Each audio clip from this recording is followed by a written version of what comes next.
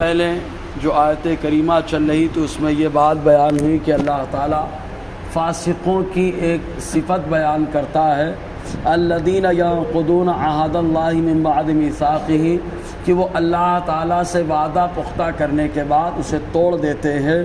اور دوسری بات یہ وَيَقْطَعُونَ مَا أَمَرَ اللَّهُ بِهِ أَن يُوصَلَ، اور اللہ تعالیٰ جن چیزوں سے جڑنے کا حکم دیتا ہے ان سے اپنا تعلق ختم کرتے ہیں۔ جیسے اللہ تعالیٰ نے ایمانی رشتہ داروں سے ملنے کا تعلق قائم کرنے کا حکم دیا، خود حدیث پاک میں حضور صلی اللہ علیہ وسلم نے فرمایا جس کا اپنے رشتہ داروں سے تعلق مضبوط ہوگا تو اللہ تعالیٰ دو چیزوں میں خاص برکت عطا فرماتا ہے۔ پہلی چیز یہ کہ اللہ تعالیٰ عمر لمبی فرما دیتا ہے، مزید یہ کہ اللہ تبارک و تعالیٰ روزی میں برکتیں بھی نازل فرماتا ہے۔ یہ حدیث کے اندر موجود ہے جو اپنے ایمانی رشتہ داروں سے تعلقات مضبوط رکھتا ہے تو عمر کا لمبی ہونا اور روزی میں برکت کا ہونا یہ لازم ہو جاتا ہے۔ ایسے ہی اللہ تبارک و تعالیٰ نے حکم دیا مسجدوں سے رشتہ مضبوط کیا جائے، کیونکہ جو بندہ مسجد سے جس کا رشتہ مضبوط ہوتا ہے تو اسی انداز میں اللہ تعالیٰ اس کو خوشی اور سکون اور چین اور رحمت عطا فرماتا ہے۔ خود ایک حدیث پاک میں آیا حضور صلی اللہ علیہ وسلم نے ارشاد فرمایا کہ مسجدیں اللہ تعالیٰ کی بارگاہ میں یوں عرض کرتی اے پروردگار اس بندے نے مجھے ویران کر دیا تو اسے ویران فرما، ضائع فرما، اور جب وہ جو بندہ مسجد سے وابستہ ہو کر آباد کرتا ہے تو رب تعالیٰ کی بارگاہ میں مسجدیں دعا کرتی اے اللہ جس انداز میں اس نے مجھے آباد کر دیا تو اس کے گھر کو آباد فرما۔ تو اس طریقے سے رشتہ داروں سے رشتہ، مسجدوں سے تعلق اور اسی انداز میں علم اور شریعت سے تعلق مضبوط کرنے کا حکم دیا گیا، کیونکہ آدمی جس کو پسند کرتا ہے اس کی خوبیاں اپنے اندر پیدا کرتا ہے۔ تو جو شریعت کو پسند کرتا ہے، دین کو پسند کرتا ہے تو دین کی خوبیاں اس کے اندر خود بخود آ جاتی ہیں۔ اب وہ خوبیاں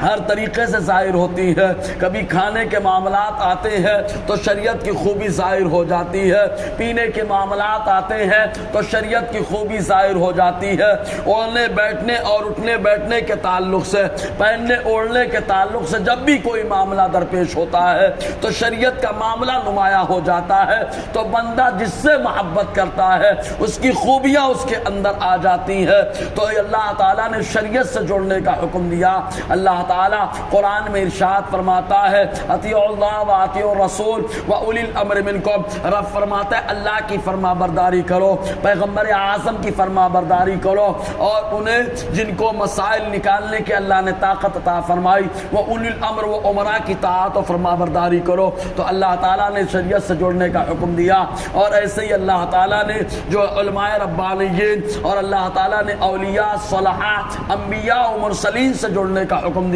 کیونکہ جس سے اللہ نے جڑنے کا حکم دیا جب بندہ اس سے تعلق ختم کرتا ہے تو فاسق ہو جاتا ہے۔ ظاہر سی بات ہے درخت سے جب تک شاخ لگی رہتی ہے تو دو چیزیں اس کے اندر رہتی ہے، درخت سے شاخ لگی ہے ہری بھری بھی رہتی ہے اور بلندی پر رہتی ہے، اور اگر شاخ درخت سے کٹ کر نیچے گر جائے تو پہلے تو بلندی ختم ہوتی ہے پھر اس کے بعد وہ سوکھ جاتی ہے۔ یہی حال شریعت کا ہے کہ جو بندہ شریعت سے جڑا رہتا ہے، دین سے جڑا رہتا ہے، وہ ہرا بھرا رہتا ہے اور وہ بندہ نیچے نہیں آتا، اللہ تعالیٰ اسے بلندی عطا فرماتا ہے۔ اسی کو قرآن مقدس میں دوسرے مقامات پر یوں عرض اللہ تعالیٰ نے فرمایا لا تہنوا ولا تحزنوا وانتم الاعلون ان کنتم مؤمنین، غم مت کرو، سستی مت کرو اور تم ہی غلبہ حاصل کرو گے، شرط یہ کہ مومن کامل ہو جاؤ۔ تو اللہ تعالیٰ فرماتا ہے وَيَقْطَعُونَ مَا أَمَرَ اللَّهُ بِهِ أَن يُوصَلَ، اور جسے اللہ تعالیٰ ملانے کا حکم دیتا ہے